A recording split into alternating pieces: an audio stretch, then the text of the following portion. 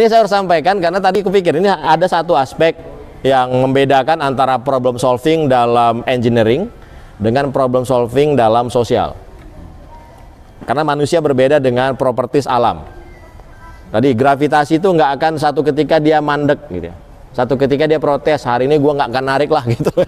Nggak ada, selamanya dia akan seperti itu.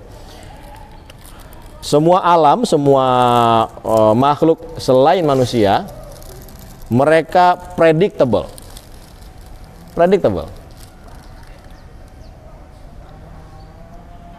Manusia ini sangat tidak predictable, tetapi tetap bisa diprediksi. Maka lahirlah jurusan tempat Mbak Winnie sekolah, psikologi kan gitu ya.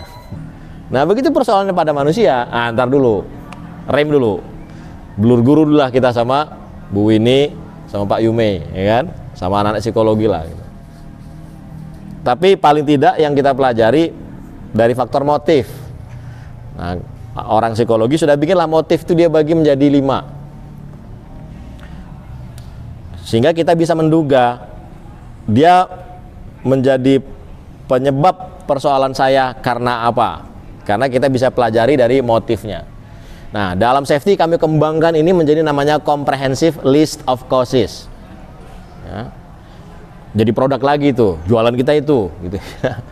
Tapi dalam konteks kita misalnya maka kita bisa melihat dari motif saja. Jadi kalau ada tim kita, anak buah kita didorong nggak maju gitu, maka kita gunakan teori motivasi tadi. Nanti ada perkembangan dari teori ABC dan yang lain ya, tapi saya pakai yang gampang dulu. Bahwa manusia ini termotivasi, motivasinya itu berjenjang.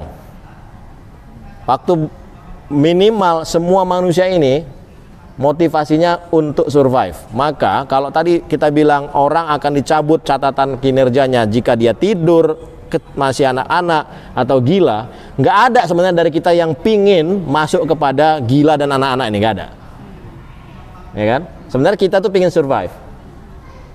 Jadi teori yang motivasi yang paling dasar kita adalah survive. Jadi semua penyebab dari sisi manusia, kalau motivasi survive-nya sudah terpenuhi, maka persoalan itu selesai.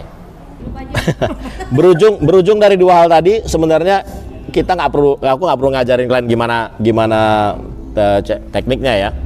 Tapi yang jelas sudah disampaikan di manusia, maka teori yang berkembang nanti namanya teori ABC.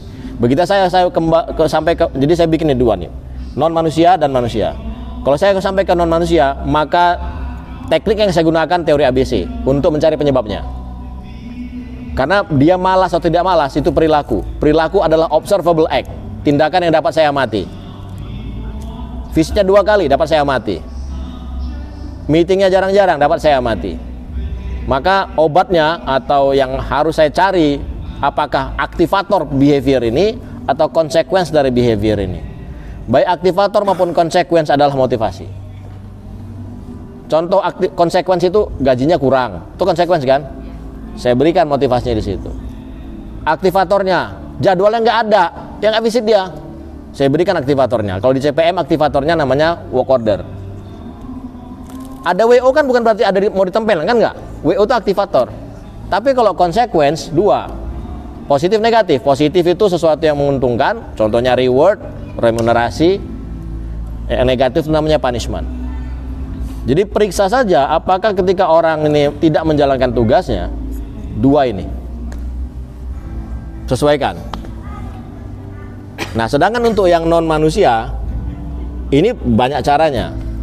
Simple linear tadi dengan fishbone bisa, 5Y bisa, fault tree bisa, atau yang sering saya gunakan metode Kopner-Tregu namanya change analysis atau different analysis. Different analysis itu gampang.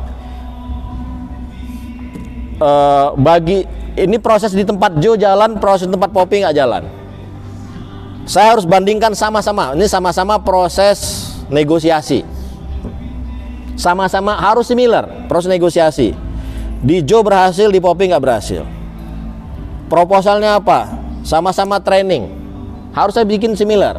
Di Joe berhasil, di Poppy nggak berhasil. Saya nanti akan ketemu apa yang menjadi persoalan di tempat Poppy tanpa saya harus capek-capek nyari penyebabnya. Karena saya bandingkan saja dengan yang berhasil tapi yang similar proses.